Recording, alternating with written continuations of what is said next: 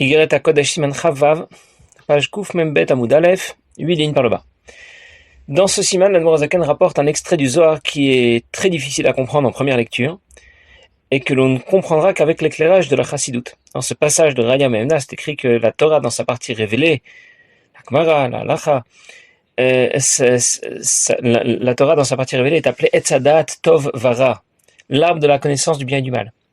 Tandis que le Zohar sera appelé Etz HaChaim, l'arbre de la vie. Pourtant, nous savons que l'ensemble de la Torah est appelé Etz HaChaim. Le Passouk dit Etz Chaim hi la machazikim ba. Ceux qui saisissent la Torah ont saisi l'arbre de vie. En plus, on est très surpris que la Torah, dans sa partie révélée, la Gemara ou Shulchan Aruch, soit appelée Etz Hadat Tov Vara, l'arbre de la connaissance du bien et du mal. On a associé la Torah à la connaissance du bien et du mal. Et l'Admor HaZaken poursuit et va d'abord apporter la suite de cet extrait du Zohar avant de l'expliquer. De la yitparnesun. Talmidei Chachamim, mais Amei Haaretz, les Talmidei Chachamim ne vont plus obtenir ce dont ils ont besoin des Amei Haaretz, des paysans. Je vais d'abord terminer de lire. Et la misitra de tov d'Achlin Tahara Kasher Eter, mais du côté du bien qui consomme ce qui est pur et autorisé, Velomer Evrav, et pas de la populace d'Achlin Tuma Pasulasso, qui consomme ce qui est impur et interdit. Ou bismana de lana de tovera, shaltachule, lorsque l'arbre du bien et du mal domine, s'impose, inun chachamim de damian et shabbatot v'yomim tovim, ces chachamim qui sont comparés à Shabbat et Yom Tov let l'anelama de Yavin leon inun chulin, ils n'obtiendront que ce que leur apportent ces profanes, qui gavna de Yom Shabbat let l'anelama dimtaknin le biyom adechol, comme le Shabbat, qui n'obtient que ce qu'on a préparé pendant les jours de la semaine. Ou bismana de shalta ilana de chayet kafia ilana de tovera, quand on va dominer l'arbre de la vie, alors là, celui de la connaissance du bien et du mal lui sera soumis. Et les paysans n'obtiendront que ce que vont leur donner les Talmidei Chachamim.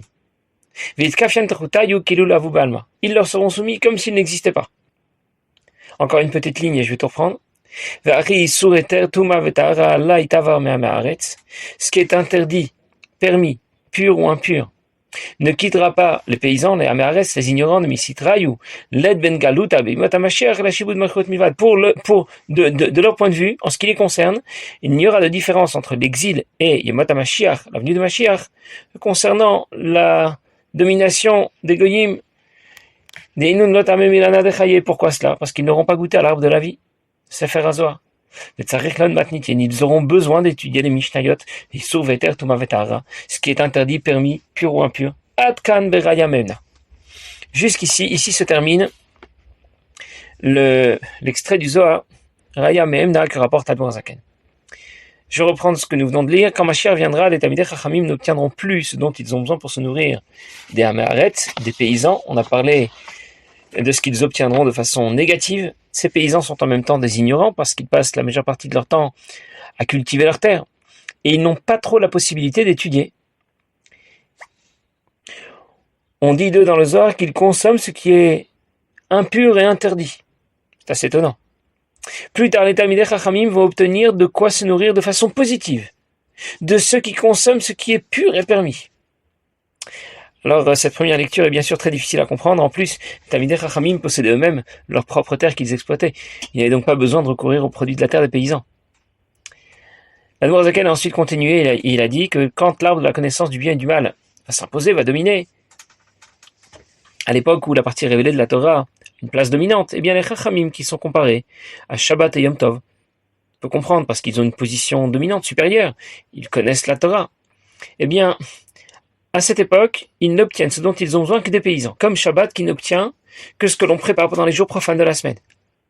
Celui qui s'est fatigué pour préparer le repas de Shabbat aurait de quoi manger Shabbat. Les Talmidei Chachamim qui sont donc comparés au Shabbat obtiennent ce dont ils ont besoin des paysans qui sont appelés ici Chulin, profanes. D'autres mots, les Talmidei Chachamim sont dépendants des Amei Haaretz, ils sont dépendants des paysans qui sont ignorants. Par contre, quand Mashiach viendra, les soucis d'approvisionnement ne seront pas les mêmes. Les sources d'approvisionnement des Talmidei Chachamim vont changer. Elles seront placées du côté positif. Alors bien sûr, pour l'instant, on ne comprend pas ce que tout cela veut dire. Qu'est-ce que ça veut dire que la source d'approvisionnement est positive ou bien qu'elle est négative? C'est normal, on ne comprend pas ce que ça veut dire et nous y reviendrons plus tard. Le Zohar continue. Quand Mashiach viendra, le système d'approvisionnement sera inversé. Les Talmidei Chachamim vont apporter, eux, aux Amei Haaretz, ce dont ils ont besoin. Cette fois, ce sont les Amei Haaretz, ces paysans qui seront dépendants des Talmidei Chachamim. Ils seront toujours concernés par ce qui est impur, par ce qui est interdit. Pour eux, la seule différence qu'ils vont vivre lorsque Mashiach viendra, c'est que les goïms ne seront plus en position dominante. Et rien d'autre ne changera pour eux. Pourquoi, nous disait le Zohar? Parce qu'ils n'ont pas goûté à l'arbre de vie, au Zohar. Ils auront donc besoin de s'investir davantage dans l'étude des Mishnayot, de la Halakha, pour savoir ce qui est pur ou impur, ce qui est permis ou interdit. Alors je reprends.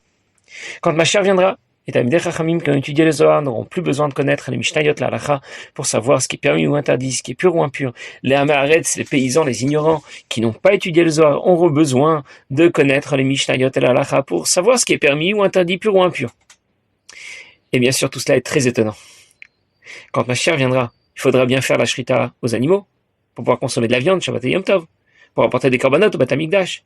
Il faudra donc bien connaître la halachot qui s'applique à la shrita, à l'abattage rituel. Quand Mashiach viendra, il faudra tout de même fixer des mezuzot à toutes nos portes. Nous mettrons encore des tefillin chaque jour.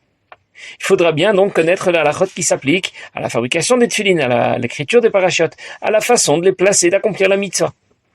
Et pourtant, le Zohar semble dire que la shrita que nous ferons, la shrita que feront les Talmidei Chachamim, sera toujours conforme. Que les tefillin et les mezuzot resteront toujours cachers. Les Talmidei Chachamim n'auront plus besoin d'étudier la Gemara, la Halakha. Pourquoi? Parce qu'ils auront étudié le Zohar. Quel rapport? Ça voudrait dire que les Talmidei Chachamim vont vendre toute leur bibliothèque. Le Shas de Gemara, le Shulchan Aruch, ils vont tout vendre aux Amei Haaretz, aux paysans, et ils ne garderont que le Sefer HaZohar. Tout cela est bien sûr extrêmement étonnant, et c'est ici que se termine ce passage du Zohar, ce passage qui, on l'a compris, est très obscur en première lecture. Nous avons déjà évoqué les différentes questions qui se posent. Et l'Admour HaZaken va maintenant reprendre chacune de ces questions pour la développer, avant de reprendre et d'expliquer ce passage du Zohar avec l'éclairage de la Chassidoute. Je vous le dis tout de suite, il faudra encore patienter un peu pour connaître les réponses à toutes ces questions, mais le développement seulement, le seul développement de ces questions sera aussi très intéressant, parce qu'au détour de ces questions et de leur développement, nous allons apprendre beaucoup de choses. V'hinei mouvan me'hashkafa rishona. Ce qu'on comprend, a priori, première vue, Milashon Ze Ma'amar, de cet extrait du Zohar, Chassiremada, pour ceux qui n'ont pas les bonnes informations. Chez Limud Isur Ve'eter, V'seder Tarot ou Milana de Tovera. A priori, comme on l'a compris en première lecture, et c'est pour cela qu'on avait difficulté avec ça, parce qu'on a l'impression que pour le Zohar, l'étude de ce qui est dans la halakha, de ce qui est interdit ou permis, le Seder Tarot, de ce qui est pur ou impur, appartient à l'arbre de la connaissance du bien et du mal. Déjà en soi c'est très étonnant, c'est vraiment incompréhensible. Et cela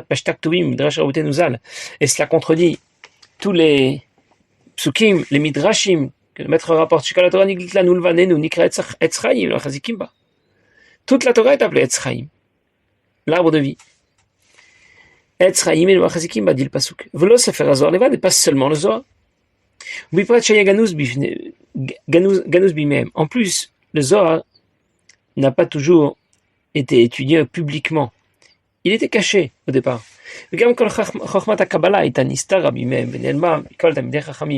Kabbalah, d'une manière générale, était cachée. Elle n'était pas accessible à tous. Il n'y a que des gens en particulier qui pouvaient avoir accès à l'étude de la Kabbalah.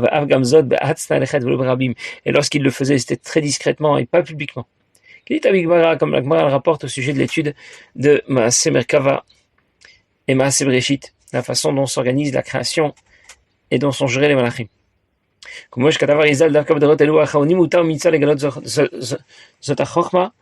dernières générations, dit le Arizal, sont des générations qui nécessitent, c'est une mitzvah et c'est autorisé de révéler la partie profonde de la Torah, mais pas les premières générations. Et Rabbi Shimon Bar Yochai, Rabbi Shimon Bar Yochai lui-même a déjà dit, dans Zohar HaKadosh, que ses enseignements doivent être révélés qu'à lui et à ses amis. Je vais reprendre tout de suite. Quand on manque d'informations, nous a dit l'Admour HaZaken pour expliquer ce passage du Zohar, alors on comprend en première lecture que l'étude de la Torah dans sa partie révélée, savoir ce qui est permis ou interdit, savoir ce qui est pur ou impur, s'appelle Etz Adat Tov Vara, l'arbre de la connaissance du bien et du mal.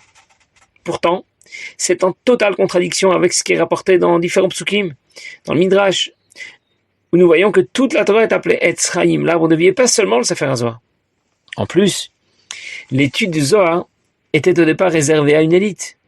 La plupart des Talmidei Chachamim ne connaissaient pas le Zohar. La partie profonde de la Torah, la Kabbalah, a toujours été réservée à une élite. La Kabbalah, les enseignements mystiques de la Torah, ont toujours été connus de l'homme, de Bnei Israël, mais pas de tout le monde. Raziel HaMalach, par exemple, est un livre de Kabbalah qui est attribué à Adam Rishon. Il contient les enseignements qu'Amalach lui a transmis. Sefer Yetzira est aussi un livre de Kabbalah qui est attribué à Avraham Avinu. Les enseignements de la partie profonde de la Torah ont toujours été réservés à des personnages exceptionnels. Alors, comment peut-on dire que Etz HaChaim, l'arbre de la vie, ça désigne le Sefer HaZohar, alors que ces enseignements ont toujours été cachés? Le Zohar n'a été révélé qu'à partir de l'époque du Harizal, qui a commencé à expliquer et commenter le Zohar. Hachem nous a donné la Torah sur l'Ar Sinaï, après la sortie d'Égypte. Pourquoi il ne nous a pas donné l'intégralité de la Torah? Pourquoi il a fallu attendre plusieurs siècles avant que le Zohar ne soit rédigé? Il a fallu attendre plusieurs générations avant que les enseignements du Zohar ne soient connus. Maintenant, nous avons un accès plus facile aux enseignements du Zohar à travers la Chassidoute. Mais ça n'a pas toujours été le cas. Et alors, Rabbi Rachab explique dans Kuntras Etzraïm que les premières générations n'avaient pas besoin des enseignements du Zohar. C'était de grands tzadikim. Leur neshama était si haute qu'ils étaient capables de développer facilement de l'amour, un amour véritable pour Dieu, une crainte de Dieu sincère. Ils n'avaient pas besoin de ce que peut apporter l'étude de la partie profonde de la Torah. Les dernières générations ont besoin des enseignements du Zohar. Leur neshama n'est pas de la même trempe, elle est moins sensible à l'Akdusha.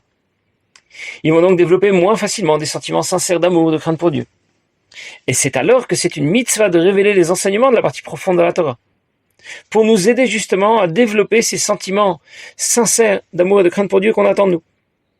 Il y a une question très connue, qu'on entend parfois, et qui dit « Pourquoi on devrait étudier la Chassidoute ? Les Juifs ont vécu pendant des siècles sans étudier la Chassidoute. Pourquoi maintenant, tout à coup, ça devrait devenir quelque chose d'indispensable ? Si la Chassidoute était vraiment indispensable, elle aurait dû être révélée plus tôt. Et cette question se pose si les individus des générations précédentes étaient de la même trempe que ceux des générations suivantes. Mais au fil des époques et des générations, il y a ce qu'on appelle Yeridat Adorot. Les générations se suivent et leur niveau diminue. Il y a une diminution progressive de notre aptitude à développer un service de Dieu complet et sincère. À une certaine époque, la Chassidoute n'était donc pas vraiment nécessaire. La partie profonde de la Torah n'était pas enseignée publiquement, discrètement. Rambam le rapporte aussi. Il rapporte de quelle manière on devait étudier Maaseh Bereshit ou Maaseh Merkava. Maaseh Bereshit, c'est l'enseignement qui décrit de quelle façon Dieu procède pour créer le monde. Maaseh Merkava, c'est l'enseignement qui décrit l'organisation des malachim qui sont au service de Dieu. On ne peut pas enseigner Maaseh Bereshit qu'à 2 élèves maximum. On ne peut enseigner Maaseh Merkava qu'à un seul élève. Et donc certainement pas en public. Quand l'étude de la Chassidoute est devenue nécessaire, alors Dieu a fait intervenir le Harizal, le Baal Shem Tov et tous les autres maîtres de la Chassidoute pour développer les enseignements de la partie profonde de la Torah et nous aider ainsi dans Avodat Hashem. Rabbi rapporte l'exemple d'un enfant. Lorsqu'un enfant va naître, il n'a aucune dent. Et puis, après quelques mois, il a une première dentition qui apparaît, les dents de lait. Et puis après quelques années, cette première dentition finit par disparaître pour laisser la place à des dents définitives. On pourrait se demander, mais pourquoi Akadosh Baruch Hu n'a pas fait tout simplement qu'un petit bébé naisse directement avec ses dents? C'est que Dieu fait en sorte que lorsqu'un bébé est encore au biberon, ou que sa mère l'allaite, alors il n'a pas besoin d'avoir de dents.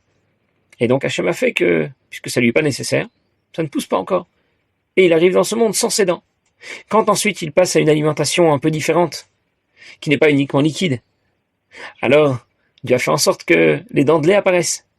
Et quand ça ne lui suffit plus parce qu'il a vraiment grandi, alors il fait apparaître les dents définitives. Pour nous dire que Dieu fait en sorte que l'homme puisse avoir tout ce dont il a besoin dans la situation dans laquelle il se trouve. Et si dans les premières générations l'étude de la Chassidoute n'était pas nécessaire, c'est parce que ça ne leur était pas utile. Si à notre époque ça devient indispensable, c'est parce que c'est absolument utile et nécessaire.